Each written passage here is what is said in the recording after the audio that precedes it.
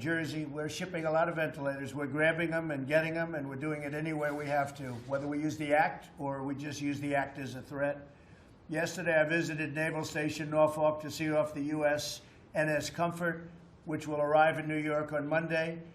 It's very exciting. I think the governor will meet it, greet it. It's stocked with equipment and goods and all sorts of anything medical they've got. And as you know, they're not going to be using that for COVID. They're going to be using that for other people so that room is made for COVID. So we're not going to have COVID patients, COVID-19 patients. We're going to have people that will unoccupy hospitals on land, and then those hospitals are going to be filled up with COVID-19 patients.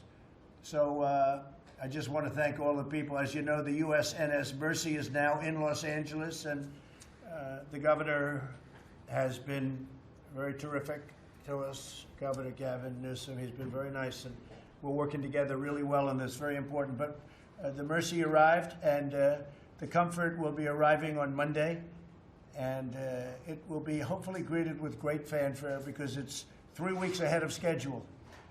As you know, we formed a historic partnership with your companies to bring massive amounts of medical supplies from other countries to the United States, and you bring in big amounts. This morning, our first project, and we call it AirBridge. It's AirBridge, that's the name. And it was a flight that landed at JFK and contains nearly 2 million masks and gowns, over 10 million gloves, and over 70,000 thermometers. This is the first of 50 flights. We're going to have a total of 51 flights, and that will probably increase substantially. But at this moment, looks like about 51 flights.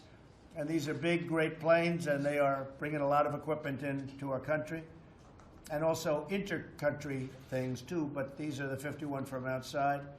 In the next 100 days, America will make or acquire 3 times more ventilators than we normally do in an entire year, and far more than that.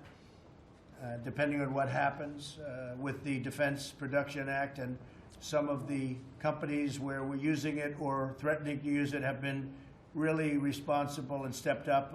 I want to thank General Motors. As you know, we called General Motors for the Defense Production Act deeds, and they really seem to be working very, very hard. I think I'm getting very good reports about General Motors, and they're carrying out contracts to build ventilators, and they've started already. They've opened a big plant. Boeing, Ford, Honeywell, Haynes also, and many others are repurposing factories to produce respirators and protective masks and face shields, plus we have many other people. Even Mike the Pillow Man, right? Mike is great. He's great. He's doing a good job. He closed one of his buildings, and he's doing face masks. We are testing nearly 100,000 people a day, which is more than any other country in the world. And the reason we have more cases than anybody is because we're finding more people, because we're testing much more. So when the fake news goes and says, well, we have more, the fact is that if you look at other countries, you have countries with 1.5 billion people. Those countries, if they tested everybody, it would be a whole different story. But we're fine with it. We're testing tremendous numbers of people. And as you know, we have a test coming out on Monday or Tuesday that we just, company came up with the idea. I'm going to let somebody talk about it in a second. But that's a fantastic thing. You'll be able to get almost instantaneous results instead of waiting for a day, 2 days, 3 days to get it from labs and hospitals. I look forward to hearing directly from you about what you're doing, what you're experiencing, how well we're doing, and if any country is causing you problems. We're also, where we have excess, we want to give it to other countries. We're working along with Italy. We're working along with France. They have massive problems. We're working along with Spain. I spoke with Angela Merkel yesterday. Spoke with, as you know, I spoke with the leaders of most of the countries over there. They're having a tremendous problem. They're doing a great job, but they are having a tremendous problem. So it's a very sad thing. We're up to 151 countries, as you people know, 151 countries. Nobody would have thought this was possible.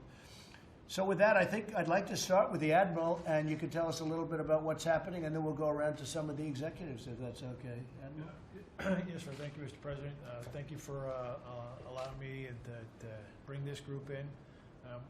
The Supply Chain Task Force, you gave us one metric, get more to the hospitals for our healthcare workers, Right. and that's what we're doing. 4 lines of effort. We're going to figure out how to preserve and make things last longer than we have. Accelerate, find stuff and get it here, and that's what this group is doing. Find ways to make more in America, and that this group is helping for that. And also make better allocation decisions. This group is giving us their data, what they have, where it is, marrying that up with state needs. So this group of government industry partnership is key to that. One of the first things that we worked on was these are the supply chain experts for the medical supply chain. I heard their ask and worked with us to get product that they're sourcing and get it here faster. So the air bridge is designed to beat the 37 days that it normally takes to get from that part of the world to here. It's been a very collaborative relationship with all rowing to do one thing, get more for our healthcare workers. Well, I think you're doing a fantastic job. Is he doing well? Fantastic. If he's not, let me know. Okay, we'll reduce his rank by 1 notch. So could I ask Gina Adams of FedEx to say a few words, please? Mr. President, I'm here. How are you? How are you? Thank you, Gina. I just want to say on behalf of our 475,000 FedEx employees that we're very proud to be a part of helping to keep the supply chains open. I think you know that we've been working with the administration, HHS, and FEMA from the very beginning. And so we're proud to do that. We're proud of our employees, and we're definitely here to help. Thank you very much. Great, and say hello to Fred for me. I will, He's doing a absolutely. fantastic job. Tell him we appreciate it very much. Mike Kaufman from Cardinal Health. It's, I think, the biggest, or one of the biggest, certainly, Mike, right? Where do you stand in the chain of One of health the company? biggest. You're one of the big. Yeah, both on the one of medical biggest. side and the pharmaceutical side. Thanks, Mike. Yeah. First of all, thank you so much for your leadership on this. Because of that, the folks in our industry have been working together incredibly well with FEMA, CDC, HHS. It's just improved immensely over the last several weeks. We're identifying the hot spots. We know where the product needs to go. And it really shows how well the supply chain is working. And so we really appreciate the efforts that we've seen from the Admiral and others. And So you're finding good coordination. very good coordination. Always things where there's little bumps in the road, but the good news is we all get together. There's calls every single day, and sometimes multiple times a day, and people sit down, talk about it, solve it, and we move forward. So really good. I appreciate it. Thank you very much, Mike. Please. Please, go ahead. So I'm Laura Lane with UPS, and what you didn't know is that you have another branch of service. It's the Brown Army, and we're ready to That's deliver what it is. everywhere. Yep. That's what it And is. in terms of our support for that air bridge, we've seen almost 50% increase in the cargo that's being loaded out of Asia and bringing that here so that it can be distributed to the places that's needed. We've got great partners in Cardinal and McKesson and Henry Schein. We couldn't ask for better partners in terms of getting the products to where they're needed. And I'm just going to let you know, Great job. we're Yeah. going to do what you need. I know you are. Thank you very much. Yeah. Appreciate it. Bradford? Please. Yeah, please. Well, Henry Schein is really honored Sure. to work with your administration. Thanks. Yes. There's a lot of stuff going on. I won't repeat the things that we collectively are doing, but the PPE distribution is key. We are 100% focused on that, kind of outside the 4 walls of the hospital. We need to get these products also into the frontline care providers that are taking care of the spread and stopping it. We're into the working with your administration on Buy in America. And that's a key initiative I won't get into today, but what you touched on testing is very near and dear to our hearts. We brought and announced Friday 2 products into the market, which is a rapid test. Doesn't require a machine, doesn't require molecular. We do need more rapid tests in this country. We need to catch and get people back Right. to work. It's a great test. We'll be working closely with your administration to get it through, and naturally the healthcare providers out there, because this will Thank get you. Americans back to work faster. Thank you, Bradford. Appreciate it. If I could, Brian Tyler from McKesson. Great company. Thank you, Mr. President. Thank you for having us here today. I've spent most of my career in the pharmaceutical and medical supply chain, and it's been the rare day that our products were front and center. We're usually behind the scenes, always on utility, making sure healthcare works. I think we do a terrific job in this room. We do. The issue recently has not been the supply chain per se, but it's been supply. And I would love to compliment the Admiral, FEMA, the teams we're working with at HHS and really all across the administration for the energy, the communication, the facilitation, and the willingness to listen. Because I know I speak on behalf of all of the associates represented by the companies in this room, and particularly our warehouse workers, our transportation drivers who are right next to the front line of the caregivers we all spend most of our time thinking about. And we're ready, willing, and able to bring the collective resources of this industry to help address that. And the Admiral and his team has been a very big part of our early successes. Great, thank you very much. I appreciate it. Ed, please. Sure. First of all, Mr. President, thank you. Thank you for everything that your administration has done. Thank you for your leadership, and thank you for what you're continuing to do. You have enabled us to work closely as an organization or as a group. In addition to that, do what we need to do, which is get those products to those on the front line. In addition to that, you've enabled us to continue to leverage our manufacturing capabilities in America, specifically in Lexington, North Carolina. And I want to thank the administration for helping us and assisting us as we've gone through the process with FDA approval at record time of additional approvals of equipment there to make them it's working. I mean, the barriers that have been eliminated are significant. What about the sterilization of masks? Because I'm hearing that that's a process that absolutely can happen if they have the right equipment. How is that going? Sterilization of masks. So the sterilization mask is in process. From that aspect of it, it's really, getting the masks from the facility back and then having those people who are experts in the sterilization help that to extend the life of the mask. But they can do that, They and can. for some reason they're not doing that. I don't know why. There's some companies that make the equipment to do it. They can sell it directly to the hospital. Bring it, I don't care, bring it directly. Yes, please.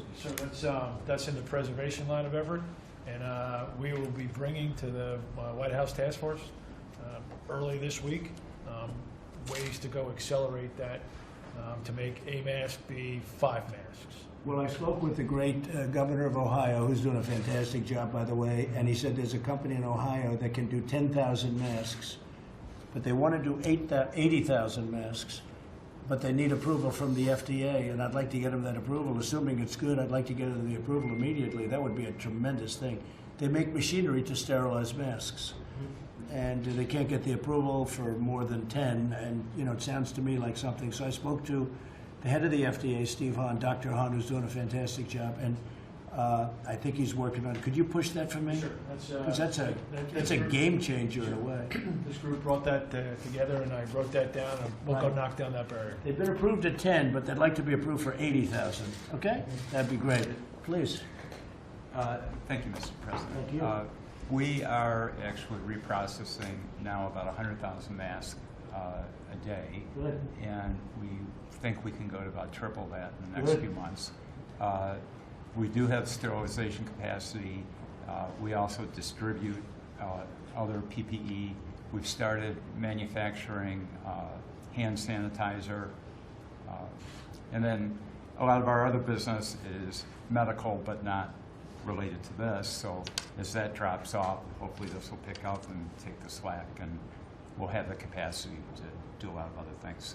Well, thank you, Chance. Good job you're doing, too. I appreciate it. I love what you said about the masks, because, I mean, it's never made sense. I look at this, some of these things at a certain level are very sophisticated, and they're not just cloth. Cloth is different. But I look at it, I say, why aren't they just reusing them, sterilize them and reuse them? It just seems to make sense.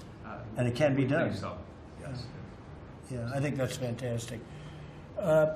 Media, thank you very much. Appreciate it. Thank you. Thank you. You signed an executive order regarding, Mr.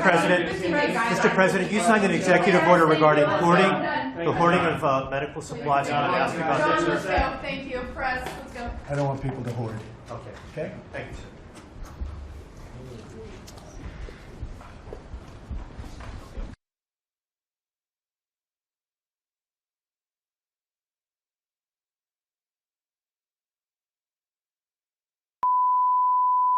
Is the primary audio circuit for the Reuters live service.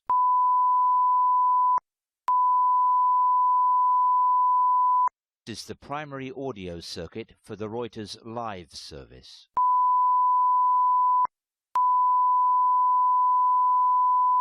is the primary audio circuit for the Reuters live service.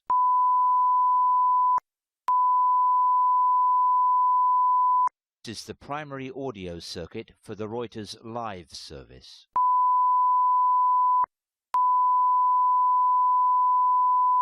Is the primary audio circuit for the Reuters live service.